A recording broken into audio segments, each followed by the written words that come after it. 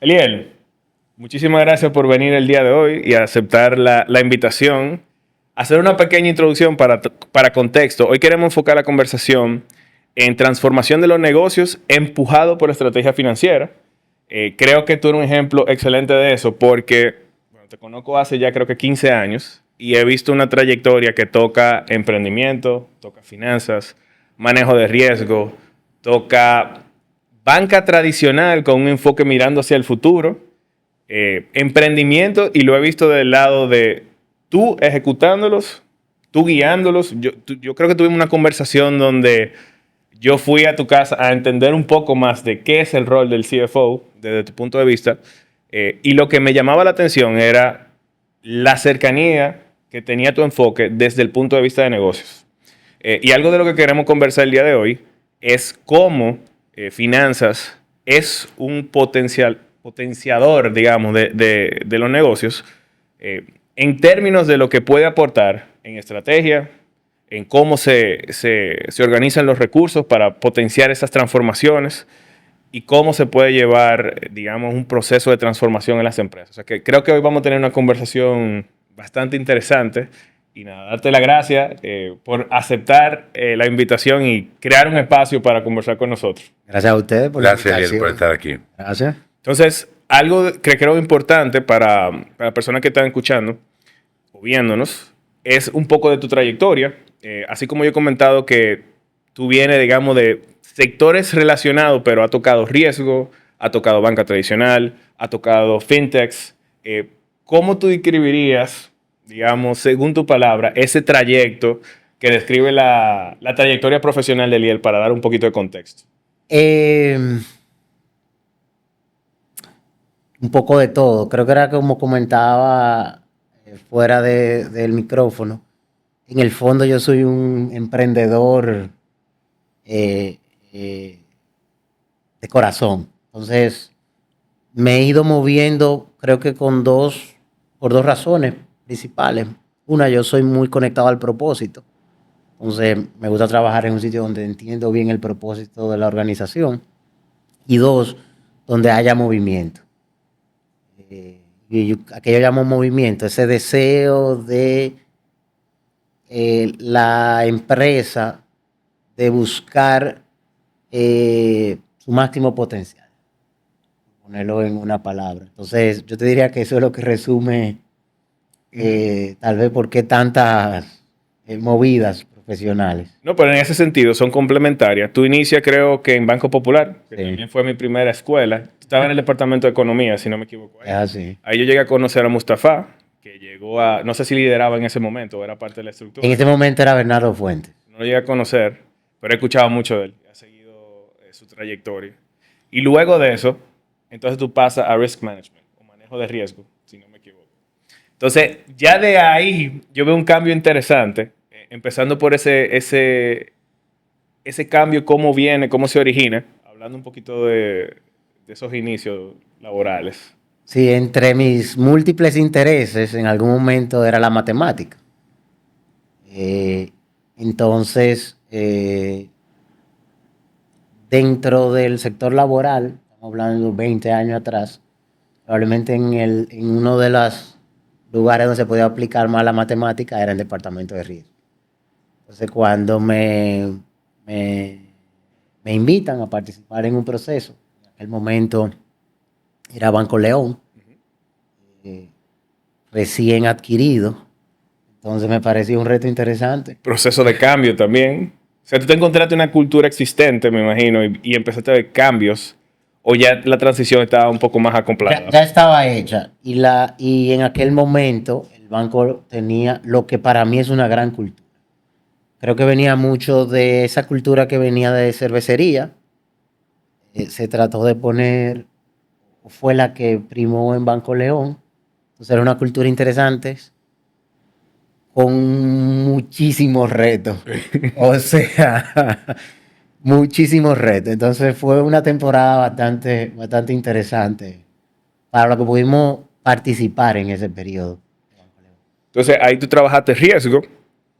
Obviamente, yo sé que creo que tú hiciste una especialidad específicamente en matemática. Una maestría en matemática pura. Matemática pura. Entonces, tuviste la oportunidad de ver muchos conceptos teóricos, digamos, aplicarlo de manera práctica.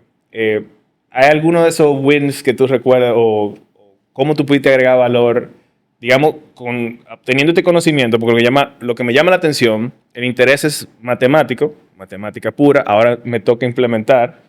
¿Tú tuviste la oportunidad de implementar cosas nuevas o te encontraste con algo donde ya la mayoría de cosas estaban construidas? ¿Cómo fue tu experiencia ahí? A mí me tocó crear desde cero el área de riesgo de mercado y liquidez. Entonces, para mí eso siempre fue interesante. Sin embargo, que ha sido probablemente un factor común en casi todos los lugares que he podido trabajar, a mí me dieron como que espacio libre. Entonces, ahí había tanto por hacer que ahí trabajamos modelo de riesgo de crédito, mercado de liquidez. En aquel entonces, quien lideraba el área era María Antonia Esteva, que le tengo un aprecio enorme porque simplemente me dejó ser. Entonces hicimos de todo. Yo hasta programaba en ese momento.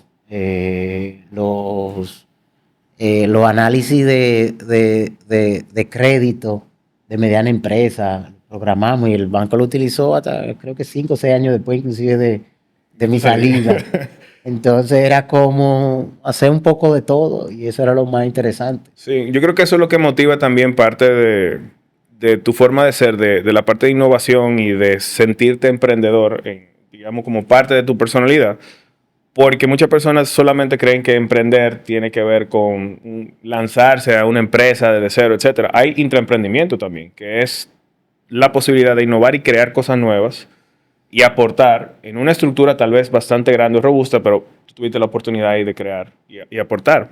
Entonces, lo interesante del salto que tú das luego de esa oportunidad, si no me equivoco en la cronología, viene ahora una oportunidad que se da en FinTech. Yo en ese momento me voy a Suiza con una beca del gobierno suizo a estudiar ingeniería financiera. Yo en aquel momento tenía como un sueño, digamos, entre comillas, ser académico, investigador. Sin embargo, esa experiencia me ayudó a aprender algo de mí.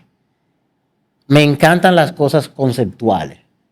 Puedo pasar horas discutiendo conceptos, pero lo que más disfruto es ver la cosa haciendo. O sea, para mí, pocas cosas me dan tanta satisfacción cuando tú tomas algo conceptual y lo ves en la práctica. Entonces, luego que llego de Suiza, que era un doctorado, decido no terminarlo. Digo, mira, esto no es para mí.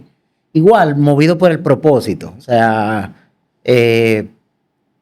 regreso, entonces ahí voy en una firma consultora con mi hermano y hago un emprendimiento con unos amigos sobre el American Customer Satisfaction Index.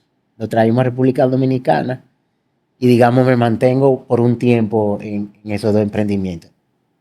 El American Customer Satisfaction Index tuvimos 0 ventas en un año. Mucho aprendizaje. En un año y algo. Solo inversión. Pero aprendí bastante y mantengo una gran amistad con uno de los socios, que fue quien tuvo hasta el final junto conmigo, batallando ahí a que funcionara. Tú sabes que muchas veces las ideas o tal vez esa propuesta de negocio no son necesariamente malas, sino que a veces vienen a destiempo. Eso que tú estás mencionando es algo que Manuel y yo he conversado mucho, es la falta de data que existe aquí y de la visualización y de cómo se presenta y demás. E inclusive es uno de los temas que nosotros estamos abordando dentro de la capacidad que nosotros hacemos en conjunto como, digamos, como consultores. O sea que tal vez fue muy visionaria. O sea, así como estar a tiempo ayuda, también está muy temprano o está muy tarde. Es un tema. ¿Tú crees que fue de timing o fue de skills de venta? Si yo quiero dejar mi ego tranquilo, digo que fue un tema de timing. Cuando lo analizo realmente desde la madurez, es que no pudimos adaptar el modelo a la realidad dominicana. Como se conoce, Aplatanarlo. Entonces tomamos una metodología extremadamente robusta que se utiliza en Estados Unidos para comparar la calidad del servicio y la satisfacción del cliente y no le hicimos los ajustes necesarios. Entonces, viéndolo en retrospectiva, la realidad fue que no tuvimos la capacidad de adaptar al modelo a República Dominicana.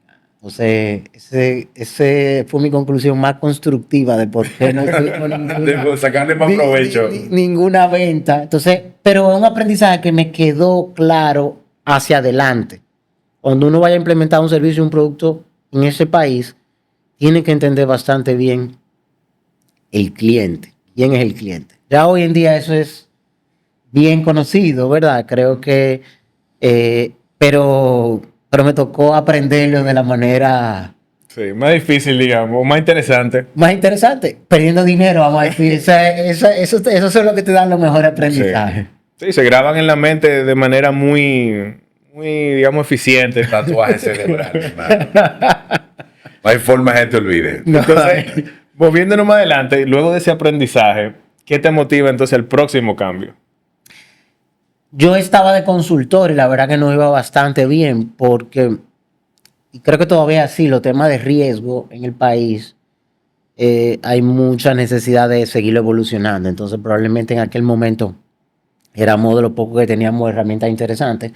Sin embargo, yo tenía en ese momento 29, 30 años y no sé si este consejo me lo dio mi padre, una persona bastante sabia, o alguien, pero no sé de dónde vino, era tú tienes que operar en una organización y entender realmente cómo son las organizaciones. Como consultor, sí, nosotros de hecho implementábamos, era un elemento importante, entonces yo decido, mira, déjame volver a la parte profesional, qué bueno hacerlo con tiempo, no tengo prisa. Y entonces ahí me enamoré de GCS. Primero entré como consultor, ayudándolo con la parte de los modelos de valoración y demás. Y luego me quedé. Y la verdad que el proyecto me encantó porque estamos hablando de 2010, finales de 2010, y era un proyecto que apostaba mucho a la inclusión financiera, a la bancarización. No, y había una disrupción de manera natural en ese producto. Es así. Entonces, fue como amor a primera vista, para ponerlo un poco romántico. Claro. Entonces, y era un emprendimiento. Correcto. Y esa fue una etapa bastante interesante. Tiene una cara de que fueron... Te divertiste. Fueron good times, como dice por ahí. ¿Cuáles fueron de esa experiencia? Creo que tuvo un exit, esa empresa fue adquirida completamente. Durante tu permanencia, ¿cuáles fueron, digamos, aprendizajes? Ya no esta vez por de esos que cuestan dinero, sino de creación de valor que más te llamaron la atención del proyecto de GCS. Bueno, el aprendizaje le costó dinero, lo único que no a mí, a los accionistas. Entonces ahora es un poco diferente. Mira, creo que también sobre innovar puede ser un problema. O sea, cuando tú tratas de poner demasiado a un producto, la verdad que en aquel momento era impresionante. Todo lo que hacía te pago. Entonces yo creo que ese era un primer aprendizaje. 2, es importante, yo creo que hoy tiene un nombre, pero vamos a llamarle Lean Startup. Correcto. Entonces, es como tú vas creciendo la organización a medida que el tamaño del mercado te lo exige. Te lo va exigiendo. Entonces, creo que ese es un elemento bastante importante. Aprendí la importancia de tener un gran fundador del startup, el chairman, que fue el fundador de la empresa, Manuel Alejandro. Tenía un drive impresionante. Probablemente ese era, sin duda alguna en mi caso, pero probablemente en otra organización era lo que le daba ese drive. a seguir adelante. Entonces, yo te diría que tal vez esos son los tres aprendizajes. Son muy válidos porque yo quería tomar una pausa. Estábamos conversando antes sobre Nubank, un neobanco brasileño. Entonces, se está desarrollando en sus inicios de Brasil. Y tú sabes que eso de Lean Startups o el código de trabajo que existe para trabajar emprendimientos de tecnología apunta a un producto, tener profundidad en ese producto. Es decir, por ejemplo, ellos empiezan con una tarjeta o de débito y esa tarjeta de débito van implementando mejoras mientras va el cliente adaptando, entendiendo la propuesta. Usualmente prefieren apuntar a un canal de adquisición. Entonces, esos primeros pasos son muy orientados y enfocados a cosas que hacen muy bien una cosa o muy pocas cosas que se hacen muy bien para luego apostar a esos productos más robustos. O sea que para mí eso que fue en ese momento, en términos de tiempo temprano, se ve, como tú mencionas hoy en día, parte de las mejores prácticas para tú empezar a trabajar tecnología. Lo que pasa es que esos primeros caminos, esos primeros pasos, se aprende con esa caída, con esos tropezones que ahora forman parte de, digamos, de metodología conocida. Sí, tú ustedes lo saben muy bien. Cuando tú estás trayendo una innovación importante al país, y lo hablábamos ahorita con el emprendimiento, tú tienes que darte la oportunidad de comenzar a aprender del cliente, probar muchas de tus hipótesis con el cliente, y ahí, a medida de eso, tú vas creciendo el negocio. Una aclaración. Entonces, lo que creo que hay que soñar grande. El sueño tiene que ser lo suficientemente grande e interesante. Entonces luego tú vas dando pasos para ese sueño. Porque yo creo que con el tema de emprendimiento, y sobre todo en los unicornios y demás, hay un bias de sobrevivencia importante. Sí, vemos las historias de las que lo lograron y cómo lo hicieron. Sin embargo, es una proporción muy pequeña de la que genuinamente comienza. Entonces sí, y aquí probablemente, no sé si exista, tal vez ustedes, algún libro o algo, yo no lo he visto, hablamos mucho de esas empresas que han tenido ese éxito, y te dicen tu buena práctica, pero de la que no lo han tenido, entonces también hay mucho que aprender. Entonces, en este tema de emprendimiento, hay mucho bias de sobrevivencia. Entonces, sí, escuchamos esas historias. Entonces, por eso creo que es bueno comenzar pequeño, apuntando hacia un objetivo bastante Ambicioso. ambicioso. Totalmente de acuerdo ahí. Y como tú mencionas, o sea, de manera general, si hablamos de empresas, no necesariamente tecnología o exponenciales, cerca del 15% solamente se encuentra vivo luego del año 20. O sea, que hablemos de que una empresa, luego tal vez de su primera 2 décadas, solamente quedan 15 vivas, de 100, es un número importante. Entonces, si estamos hablando ya de ese tipo de éxito, es menos del 1%. O sea, imagínate que el emprendedor tiene algo en su ADN que es un optimismo innato, porque es la única forma de tú querer apuntar a esos sueños ambiciosos que tú mencionas y pensar que ese 1% va a ser tuyo. Entonces, si tú no tienes ese optimismo, yo creo que ese ADN de emprendedor realmente no es parte de ti, porque tú tienes que ser hasta de cierta manera ilógico o tienes que tener un enfoque no tanto basado en data, porque si te llevas de la data, es que estadísticamente tú vas a fallar. Entonces, tiene un conjunto de, digamos, de rasgos de personalidad que es apostando al riesgo, pero mitigando riesgo, pero con optimismo, a sabiendas de que los números dicen lo contrario. Entonces, creo que fue un aprendizaje interesante que se ve en la práctica del día a día. Entonces, seguimos con el recorrido, sale de GCS, próximo paso profesionales. Voy a una empresa europea, For Finance. En ese momento estaba teniendo un proceso de expansión bastante agresivo por Latinoamérica. ¿Eso tú lo consideras una fintech pura? ¿Tú la ves en venture capital? Es decir, tenía ambas. GCS era una fintech pura. O sea, y cómo operaba en todo su para mí, tal vez sin temor a equivocarme, probablemente la primera fintech de República Dominicana. Con personalidad, Cultura, cultura, la producto. ambición, producto y los accionistas que tenía. Entonces, luego paso a Ford Finance, que ya es como en el 2014, y estas conversaciones inclusive las llegué a tener dentro de GCS, yo entendía que Digital Lending era como el próximo paso.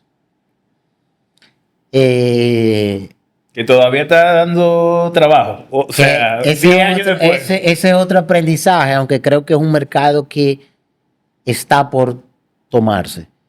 Y luego te puedo comentar un poco donde creo que el juego de Digital Lending es un poco más complejo.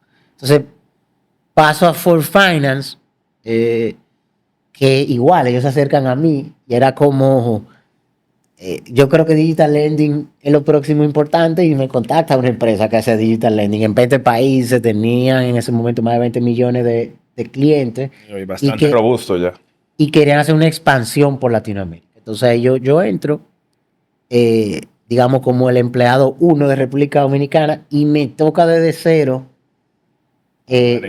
armar equipo, poner las operaciones, ponerlo a correr el producto.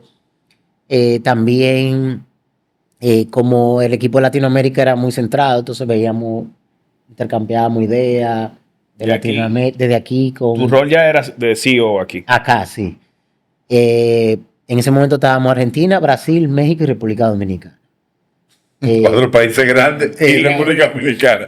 Sí, que una economía interesante. Y esto probablemente ustedes lo saben también. La idea de la organización era convertirse en un unicornio. Claro. Entonces, mayor presencia. Entonces, con ese tamaño, yo creo que a las valoraciones de hace unos cuantos años, yo lo hubiesen sido, yo creo. Lo que pasa que en lending, y por qué probablemente las plataformas son más fácil que se hagan unicornio que una de lending, el capital es un issue. Entonces, El costo de capital. El costo de capital y de fondeo es un issue. Entonces, ¿qué ventaja tiene, por ejemplo, la banca sobre la fintech de préstamos? Es que la banca tiene acceso a fondeos relativamente baratos. Una cuenta de ahorro. La captación es más fácil. Entonces, los múltiplos de valoración no son cercanos a lo de una plataforma o de algún servicio que es fácilmente escalable. Entonces, también en ese momento el negocio estaba teniendo mucha presión regulatoria en Europa y en Latinoamérica. Entonces, se puso más difícil el proceso de captación, me imagino. La empresa siempre pudo captar dinero, pero las valoraciones te la penalizaba bastante. Entonces, Por el ecosistema. Por el ecosistema, la regulación. La naturaleza del producto también tiene mucho más riesgo que cualquier producto de servicio que tú te das. Total. Entonces, imagínense que si tú eres fundador y una vez tú te abres a inversionistas, ese es un juego que no termina. Sí. Imagínate cómo tú lo tienes que hacer no solamente para crecer, sino también para prestar. Sí. Entonces es un doble juego de levantamiento de dinero y la verdad que es bastante intensivo desde esa perspectiva. Sí, definitivamente. Pero fíjate cómo se va construyendo el perfil y eso es importante para los próximos pasos que vamos a tener en la conversación. O sea, tú tocas riesgo, tú tocas fintech, toca emprendimiento, toca consultoría, toca manejo de data, te especializas, vuelves, entras en la parte nuevamente de una fintech un poco más robusta, internacional, ya empiezas a tener una interacción, digamos, ya regional y con cierta conexión, me imagino, con ese proceso de captación de fondos en Europa, que si no me equivoco era allá que sea ese proceso. Yo no participaba del proceso. Pero básicamente, te informaba. Sí, claro. Pero sí era mucho en cómo hacemos las operaciones de Latinoamérica que funcionen. Correcto. Lo atractivo de los países como Latinoamérica es que las tasas de interés son mucho más altas, que en teoría debe ser mucho más eficiente. Pero viene el tema de la adopción digital. ¿Cómo tuviste esa experiencia ya? Porque ya estamos hablando de go-to-market. A pesar de que el perfil que vamos a ver tal vez va muy atado a finanzas, pero ya como CEO tú tenías que ver todo. Entonces, el go-to-market, ¿cuáles fueron las trabas que tuviste? Fueron más en términos de de adopción digital, de que la gente no confiaba mucho, porque como tú dices, en República Dominicana todavía necesitamos ese, ¿dónde están las oficinas? ¿A quién le estoy dando mi información? O sea, tú te ríes, Yo me río porque la verdad que tenía mucho tiempo de no remontarme a esa historia. O escuchándote, me remonto. Como todo emprendimiento, de todos los retos. Regulatorio, Claro. de producto, de comercialización. Regulatorio, porque todavía acá hay una relación con las tasas, una relación moral con las tasas de interés. Y la relación, creo que moral, viene más sobre el sobreendeudamiento que la tasa per se. Yo me declaro un fanático del libre mercado. Yo sé que mucha gente no va a estar de acuerdo conmigo por eso, pero yo creo que el precio lo pone el mercado. Entonces, como el producto estaba diseñado, era, en vez de tú ir al prestamista de la calle a pedirle una tasa del 1000%, tómalo con nosotros. Entonces, uno de los primeros grandes retos, digamos, de riesgo reputacional era, bueno, la tasa de interés del producto. Que creo que si tú me preguntas a mí, esa concepción moral sobre la tasa, al final del día no lo tiene, desde mi perspectiva, es lo que no ha permitido que el proceso de adopción de bancarización sea mucho más acelerado. Cuando tú te vas a países como Georgia, en Europa de manera general, están casi 100% bancarizados. Y la razón fue que los gobiernos, cuando en sus inicios dejaron que el mercado simplemente sea. Entonces, lo que nos sucede con esos mercados desarrollados es que lo vemos hoy, pasa con el tema medioambiental. Para ellos llegar al punto que subieron hoy, en sus inicios, probablemente, hicieron un elemento donde probablemente no había ese cuidado por el medio ambiente. No estoy diciendo que no hay que tenerlo. Otra historia. Lo que digo es que hay que remontarse más a los inicios que al punto donde están. Correcto. Entonces, si tú los observas, la mayoría de esas economías de Europa del Norte, en su inicio, en el fondo, eran bien libre mercado. Todavía siguen siendo bien libre mercado. Entonces, permitieron que hayan jugadores que el mercado decidiera. Sí. En ese sentido, si venía otro jugador con una mejor tasa, entonces bueno, ese es el ganador. Entonces yo creo que ese elemento, siempre sí cuidando el sobreendeudamiento, que sí es un concepto, que sí es un elemento diferente en términos de las tasas. Sí, yo tengo una opinión ahí y lo digo porque mucho de nuestro interés inicial, y creo que todavía hay por ahí una pinita de probar ese tipo de, digamos, de plataforma o de tipo de negocio donde se facilita el acceso a crédito, primero de manera inclusiva, segundo de manera más eficiente, digital, y tercero, y de forma más competitiva. Nosotros siempre hemos analizado ese punto gris, donde tú tienes una persona que tal vez no tiene acceso a récord crediticio, por lo tanto, tiene trabajo o mucha dificultad para entrar en el sistema bancario tradicional, que tiene tasa mayor, con mayor regulación y un poco más ajustada al riesgo que manejan. Pero luego, ese punto intermedio o gris, que es donde operaba esa empresa y donde está la oportunidad real de toda la fintech, se ve desocupado porque la otra opción es lo informal. Y lo informal, si vamos al tema moral que tú mencionas, tiene una carga en términos de tasa 5, 4, tal vez hasta 10x por encima de lo que ofrecerían emprendimientos de este tipo. Entonces, por regular algo que está por encima de la banca y que está apostando más riesgo, no está permitiendo el acceso a esa oportunidad de crédito, digamos, con una tasa intermedia, se observa desde fuera como alta, pues que está comparando con los regulados, pero no estamos viendo cómo se está comportando los no regulados. Entonces las personas se quedan sin opción. En su momento nosotros hicimos un estudio y el tamaño del mercado informal era en ese momento similar al tamaño de la tercera institución financiera del país. Wow. Entonces, ahí está el mercado. Es un mercado enorme y tiene sus intereses. Hay muchas personas haciendo plata con eso.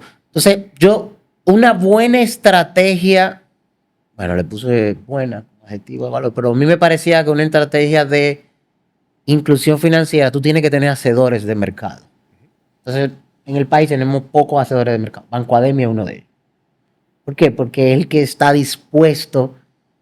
A ir más allá de los análisis tradicionales. Esos jugadores son relevantes. Y Banfondesa, Banco Ademi, y desde el punto de vista regulatorio deberían de tener cierta característica por la labor que hacen a nivel social. Hay pocas cosas que te den, que tenga un multiplicador mayor sobre tu calidad de vida desde el punto de vista económico que tener acceso al crédito. Claro. En ese sentido. Entonces, no hacen falta más hacedores de mercado, más instituciones, personas, inversionistas que crean en la inclusión financiera desde el punto de vista también del crédito. Claro, y ¿qué significa tener acceso a crédito? Acceso a crédito muchas veces significa tu vehículo. O sea, el potencial de tener un vehículo. Que hay estudios que correlacionan el nivel de ingresos con la capacidad de movilidad. Y más en países donde el transporte público es deficiente. Sabemos dónde vivimos. Entonces, ese es un tema importante. El otro, acceso a vivienda. Entonces, acceso a adquirir, digamos, artículos, computadora, etcétera, herramientas que te permiten elevar la capacidad de, digamos, de tener una vida mejor, acceso por ejemplo, a educación, si tú no tienes los recursos en el momento. Es decir, es un habilitador, una herramienta que potencia la capacidad del ser humano a mejorar su vida de forma acelerada.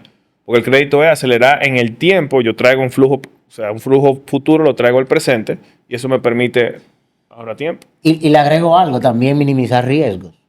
Porque tú puedes estar en una situación donde por un periodo de tiempo te quedaste así, o estás corto de los ingresos, o hay una enfermedad. Entonces eso te permite bajar la volatilidad de tu ingreso futuro.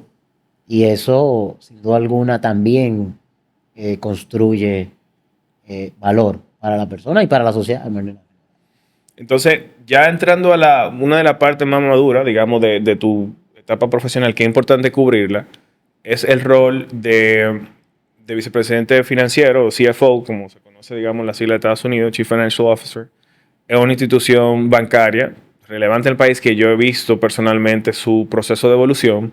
Entonces, teniendo todo este background o toda esta formación muy de emprendimiento, muy de, digamos, de innovación, ¿cómo surge ese cambio en términos de, primero, ir a lo que se conoce aquí como banca tradicional, estando en la postura de challenger?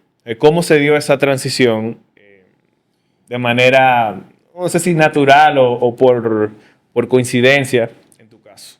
Yo creo que hay mucha, lo que yo en un momento llamaba coincidencias. Yo lo que hoy creo que lo que tú pides y deseas con energía se te va dando, vamos a decirle. Entonces, yo decía en ese momento, yo no vuelvo a la banca. Estaba demasiado entretenido en fintech. De hecho, en Ford Finance ya el negocio era relativamente monótono. Ya yo como que había aprendido todo lo que iba a aprender, y en ese momento yo me acerco al CEO de Ford Finance y le digo, mira, pues me hace otra cosa, dame a otro país, vamos a ver qué hacemos, porque ya sí, viendo los números, ya hay pequeños ajustes, ya las cosas van corriendo. Entonces en ese momento se me acerca una headhunter y me dice, hay una posición en una institución financiera, y de hecho de entrada yo le digo, mira, yo ahora mismo no estoy interesado en volver a la banca. Bueno, buena institución, escúchala. Y así entro en APAP, digamos. Tengo que hacer un disclaimer aquí. Yo estoy hablando como Elías Jiménez, no como vicepresidente. Correcto. Ni en nombre de la institución, en ese sentido. Entonces, y me encantó desde el inicio. Es una institución que desde fuera parecería estática, pero por dentro tiene un dinamismo enorme y una excepcional cultura. O sea, si algo he aprendido en APAP es cómo generar una cultura corporativa muy, muy potente. Y un buen programa de responsabilidad social, muy enfocada al segmento medio, daba mucho crédito a la vivienda, sobre todo al segmento más bajo de la pirámide, con todo lo que ya tú comentaste, que comparto 100% de lo que eso implica como impacto social en ese momento. Y ahí he estado los últimos 6 años. ¿Cómo tú defines en esa evolución la posición de CFO? O sea, tú llegas, dices, ok, yo voy a ser CFO, tú no has tenido ese rol como definición. ¿Cuál es la definición hoy de Liel después de ejecutar esa posición? En GCS yo era el CFO. Ok. Lo que pasa es que, y esto también ustedes lo entienden, en un Tú eres CFO, slash recesionista, Marketing. ustedes lo en saben. la cultura, Es de las cosas que más me encanta. En un startup Claro. no hay posición. Sí. Es muy líquida la organización. Sí. Entonces tú a veces tienes que asumir el rol de negocio, de Literal. mercadeo. Entonces, pero CFO era en GCS y sí, mi primera vez como CFO en una institución financiera y de esta magnitud. Y lo comentábamos. Creo que una movida de parte de la organización. Yo muy agradecido que me dieran la oportunidad en ese momento de estar dentro de la organización, lo cual todavía lo estoy en ese sentido. El approach es similar a cualquier emprendimiento, vamos a decirlo. Entonces era mucho pasar la posición de estar en la parte de atrás y moverse a la parte de adelante. O sea, yo creo que el financiero tiene que estar en el campo de batalla, por ponerlo de una forma. O sea, pasa de back office a simplemente recibo factura y digo si tenemos dinero o no tenemos, o a pasar a empujar el negocio del lado financiero. Del lado financiero. De hecho, tú acabas de decir algo que es lo que siempre internamente lo digo. El CFO tiene que generar estrés positivo para la organización. Me Como el encanta ese ejercicio. concepto. Correcto. Eustrés. Es eustrés. Sí. El ejercicio es un estrés positivo que hace que tú te pongas más fuerte. Entonces, el financiero debe de jugar ese rol, apuntando a cuál es el máximo potencial que tiene la organización. No nada más en términos financieros, en términos de alcanzar su propósito. Sobre todo, Sobre conectarlo todo. con el propósito. Porque al final, tu bottom line es para pagar dividendos y para alcanzar tu propósito. Ese es básicamente. Y tú pagas dividendos para que tus accionistas estén contentos, para que te dejen alcanzar el propósito que tiene la organización. Claro. Por ponerlo de una forma simplista. Entonces, Sostenibilidad ahí.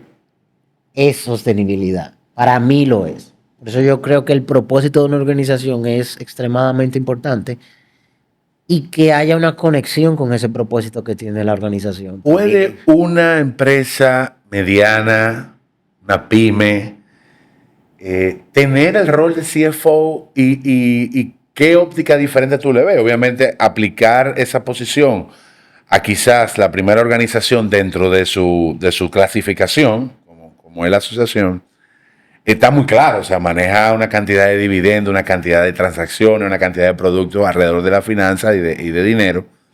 Pero ¿cómo bajamos esa posición de CFO a una empresa mediana, a una empresa que no tiene que ver con dinero, una empresa que está enfocada en distribución de un producto que importa desde China, para poner un ejemplo? Tal vez aclarar antes de responder tu pregunta. Sí. Las asociaciones no tienen accionistas, por ende no pagamos dividendos. Entonces es un concepto interesante el de las asociaciones. Volviendo a tu pregunta, no importa el tamaño de la empresa, debe de tener el equivalente a un CFO. Si yo soy una empresa pequeña, lo que pasa es que el rol es diferente. Si yo soy una empresa pequeña, algo que sí o sí debo de asegurarme es que los registros contables se estén haciendo de manera Correcto. adecuada y correcta. Entonces, lo primero que alguien que vaya a emprender debe de hacer es buscarse su iguala, ¿verdad? Poniéndolo, y obviamente su abogado. Esos son los dos primeros. Sí. Y el rol del CFO en este caso lo debe de jugar esa persona que ahí puede ser la mirada más tradicional. Con tan solo poder llevar los números y hacer el pago de impuestos de manera correcta, es una gran ganancia, porque es impresionante la cantidad de empresas pequeñas y medianas que no tienen una claridad de realmente cuáles son sus costos, cuánto se están ganando. Entonces, eso en la pequeña, y en la mediana, sin duda alguna, debe de haber alguien, a mi entender, tiempo fijo, cumpliendo ese rol de financiero. Y ya nada más no únicamente llevando los números, sino que pueda tener un modelo financiero, una planificación financiera, por más básica que sea. De hecho, el otro día, y algo que, volviendo al tema de emprendimiento, y lo voy a conectar, usualmente todos los años algún emprendedor llega a donde mí de alguna forma u otra. Y yo creo que ya como parte de mi propósito personal, algo que yo puedo entregarle a la sociedad es mi conocimiento, y lo hago a través de un emprendedor. Y lo coacheo. Entonces hace un par de semanas estaba con un emprendedor y hicimos un pequeño modelo financiero para la próxima 15, 20 semanas, porque estaba haciendo una inversión en media hora, independientemente de mis habilidades de hacer un modelo, no. Y es el que él ha seguido esas 20 semanas y ha ido bastante bien y sigue como una guía. O sea, que tampoco tiene que ser algo extremadamente fancy, pero alguna guía sobre el futuro debe de tener desde el punto de vista financiero.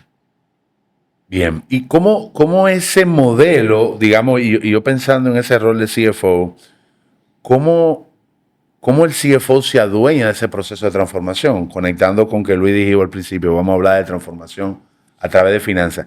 ¿Cómo el CFO, y yo me lo imagino esto porque yo en mis experiencias de trabajo he tenido, y se lo mencionaba Luis hace un par de episodios, muy buena experiencia con el mundo, con los directores de finanzas, los CFO, que sí que apoyaban, digamos, ese proceso de aceleración del negocio. Pero ¿de qué se adueña un CFO en el proceso de transformación de una empresa? Esa pregunta tiene muchas respuestas, o amplias respuestas. Pero tal vez primero ver qué es para mí transformación. Excelente. Porque creo que es una palabra que se utiliza. Y esta definición que voy a dar aplica para personas como para empresas. Transformación es simplemente tener un proceso en marcha que asegure tu máximo potencial. Entonces una persona se transforma cuando tiene una serie de procesos que hace que le den su máximo potencial. Vaya al gimnasio, coma bien, le dé cabida a su parte emocional, a su parte espiritual. Es decir, si tú tienes un proceso alrededor de eso, tú vas a estar en constante transformación. Claro. Exactamente lo mismo implica por una empresa. Tener procesos internos en marcha que le permitan sacar su máximo potencial en dirección a su propósito. O sea que es un infinite game, no se acaba. Y eso es lo interesante. Eso es lo más chulo. Eso, o sea, tú dices Transformación no tiene un día de cierre. Logramos la transformación, Endgame. se acabó, celebremos. No, todo lo contrario, es justo lo que tú dices, un ciclo continuo. Y a tu punto, porque me encanta que lo trajera, porque algo que a mí me da muchísima motivación, y yo digo, lo interesante de estar vivo es que no vamos a morir y no vamos a llegar a nuestro máximo potencial. Totalmente. Entonces es un juego interminable en el cual tú vas conociéndote y sacando y entendiendo mejor tu máximo potencial. Es un juego infinito. O sea que me encanta la analogía que hace en ese sentido. Bien, me gusta esa forma de verlo, porque incluso me pongo a pensar y Luis lo decía al principio, quizá el CFO es la posición más natural a la evolución de CEO. O sea, si tú analizas grandes empresas, yo pienso, y siempre me voy a mis amigos de McKinsey, que son como la mayoría de CEO que yo conozco que vienen de McKinsey tuvieron en el lado de la transformación de finanzas o de finanzas esencialmente. Porque la óptica del negocio al final, bottom line, todo el mundo está haciendo un negocio para generar algún tipo de beneficio económico. O sea que es como yo tengo el control o la posibilidad de ayudar al control, pero también la posibilidad de ayudar al empuje del negocio, que son dos ópticas diferentes. En nivel de República Dominicana, ¿tú entiendes que ese rol está muy claro en las empresas cuando tú tienes pares, CFO, no necesariamente de la banca, sino de cualquier tipo de industria?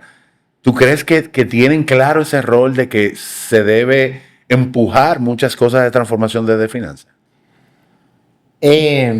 Como no conozco todas las empresas de República Dominicana, Claro, pero no, digamos tus con peers la que que tú- interactúo así, en la grande empresa creo que está bastante claro Ok, ese rol, y en la que todavía no lo están, creo que están en ese Camino proceso a. de transición.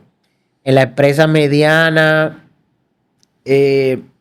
no me queda tan claro, en la que interactúo todavía ven la finanza más como la iguala. La contabilidad y Sí. pagar impuestos. Y en la pequeña, mira, aquí pasa algo interesante en la pequeña, porque muchas pequeñas son emprendimientos y son emprendimientos de personas con mucho conocimiento. No lo tienen el rol, pero siempre tratan de acercarse a un amigo que tienen, y lo tratan de tener como en su advisory board, que aunque tal vez no de manera formal, es aquel amigo. Entonces, en la pequeña va a depender inclusive del tipo de empresa y a qué sector económico pertenece. Así, un emprendimiento, que sea pequeño, de un sector económico, digamos, un nivel de educación mayor, lo tienen bastante claro. Según tu experiencia y obviamente conociendo mercados de Europa como lo conoces, ¿la República Dominicana está innovando en términos de la banca para ti? Eh, yo pensaría que sí, tal vez mi respuesta sería sí. Eh, lo único es que el concepto de innovación para República Dominicana, sobre todo el que aplica a la banca, eh, es un poquito más dentro de su modelo tradicional, exceptuando excepciones. Entonces, a veces nosotros nos gusta entender que lo innovador es lo disruptivo grande, y a veces hay muchas innovaciones que son Súper pequeña. súper pequeñas a lo interno. Entonces yo diría que sí, que la banca está haciendo un esfuerzo por innovar. Bien, me alegra saberlo porque a veces siento que sí, pero como que es mi mismo producto que yo estoy mejorando, no necesariamente pensando. Y lo digo porque del lado de negocio yo pienso que la innovación viene desde la necesidad del consumidor. Y no necesariamente que el consumidor te lo está diciendo. O sea, es de lo que tú, como un experto en lo que tú estás haciendo, tú tienes que, digamos, irte un paso adelante el consumidor. Hay una postura muy radical que no la comparto, pero que es una óptica que el consumidor no sabe un coño de lo que quiere. Tú como experto del área que tiene que, digamos, de la industria, que tiene que ir llevándolo allá. Si no, no hubiésemos tenido el iPhone, si no, no hubiésemos tenido el smartphone. O sea que también hay un elemento del negocio, de quien opera el negocio, que tiene que liderar hacia ese proceso de innovación. Y a tu punto, la brecha de innovación en la banca todavía es Es alta. bastante grande ¿Versus otros mercados o versus la necesidad del mercado? versus la necesidad del mercado. O sea, todavía los productos financieros están muy adaptados a las condiciones de la banca. Voy a poner un ejemplo. Puede ser que en algunos casos se esté dando, ¿no? Entonces trato de ser cuidadoso en ese sentido, pero usualmente los préstamos son a 30 días, porque todo mi proceso de cierre son a 30 días. Entonces, si el cliente lo que quiere es 2 días de precio, 3 días de precio. Sí, existe línea de crédito que tú puedes utilizar, pero fíjate que muchos de los procesos y de los productos financieros están superditados realmente a cómo lo ve la institución financiera, no necesariamente a la necesidad del cliente. Y eso pasa, estoy poniendo un ejemplo, eso pasa con muchísimos. Tiene que ver más con regulación. O sea, ¿puede la banca innovar en elementos del consumidor que necesita el consumidor que no necesariamente hoy lo controlamos, que están regulados? O sea, por ejemplo, ese ejemplo que tú pones del préstamo, yo nunca lo había pensado así. Es verdad, tú puedes querer un préstamo de 7 días. ¿Cómo eso se gestiona? O pagar a dos cuotas. Vamos a suponer, para mí es más sencillo, recibo mi dinero en quincenas. Eso pensando de consumer. O sea, pensando lo del cliente, del consumidor final. A lo mejor para mí es más cómodo, en vez de darte una sola cuota, los días 25, porque fue donde yo firmé el contrato, tal vez te doy el 50% del 15 y el 50% del 30. Eso es mucho más cómodo y suaviza mi línea de gastos. Pero tal vez para la banca, como tú mencionas, por corte. Al 30 de tal día, yo quiero saber que todos los contratos ya su cuota se pagó. Me encanta tu ejemplo, Luis, porque probablemente va más cercano a lo que estoy tratando de decir. Sí, existen productos en la banca que te llenan ciertas necesidades, pero está muy diseñado desde las capacidades que tiene la institución. Entonces, tú acabas de dar un claro ejemplo del cual yo comparto. Y a tu pregunta, creo que sí, hay ciertas innovaciones que están limitadas por la regulación, aunque la regulación ha cambiado de manera bastante drástica y ha permitido un montón de innovación, pero no diría que la regulación es el mayor detractor de la innovación. Entonces creo que hay muchísimos espacios Que todavía permiten. que todavía permiten innovar. Modelos como Newbank, como Ualá, son modelos que podrían llegar a República Dominicana en los próximos años según tu visión. Mira, la banca dominicana ha estado protegida, vamos a llamarlo, por una condición geográfica. Así mismo como tenemos un beneficio por... Y es que si yo soy un emprendimiento y estoy tratando de expandirme, República Dominicana no está en el top En of mi línea de mind. interés. Siempre te van a hablar Argentina, Brasil, Colombia, Colombia, México, México. tal vez Perú, Chile. Chile. Entonces eso ha ayudado a que no hayan competidores Internacionales. Disruptores así. disruptores. Yo pondría ese como un primer punto. Y si tú me preguntas a mí la razón número uno por la cual creo que no hay competidores disruptores El tamaño del mercado. importantes, tamaño de mercado. Entonces, el otro, dicho eso, entonces la innovación tiene que venir de manera interna. Sí, o ese competidor tiene que venir de manera interna. Y eso lo veo un poquito más complejo por la dinámica que tiene este mercado. Claro. En realidad somos una isla. Somos un país de relaciones primarias donde todos nos conocemos. Entonces, por eso creo que no veo en el tiempo corto eso ocurriendo. Al menos que sea una innovación de un dominicano que lo haga afuera, llegue a cierto nivel y diga, la voy a llevar a mi país, tal vez así. De hecho, Ford Finance, que es un caso interesante, porque la pregunta entonces, ¿por qué Ford Finance viene? El dueño de la empresa vino a vacacionar a República Dominicana. Una coyuntura. El clásico. Es una- el clásico emocionante. turista que dijo, Fue un tema me puramente encantó. emocional. Claro. Le encantó. Yo quiero llevar mi empresa ahí. Y lo otro, la realidad es que en papeles, y no en papel en realidad, es una economía, o sea, lo que ha hecho República Dominicana en los últimos 20 años es un caso impresionante. En términos de el desarrollo y los niveles de crecimiento, la estabilidad económica, la estabilidad política. La Dominicana en papel es un...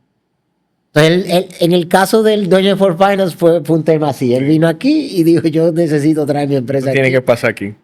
Mira, y viendo del otro ángulo, ¿tiene la República Dominicana en sus productos financieros, en la banca, digamos, la oportunidad de exportar hacia otros mercados? Voy a poner un ejemplo, ya hay presencia en República Dominicana de bancos venezolanos, de organizaciones latinoamericanas que tienen presencia en varios países en Latinoamérica.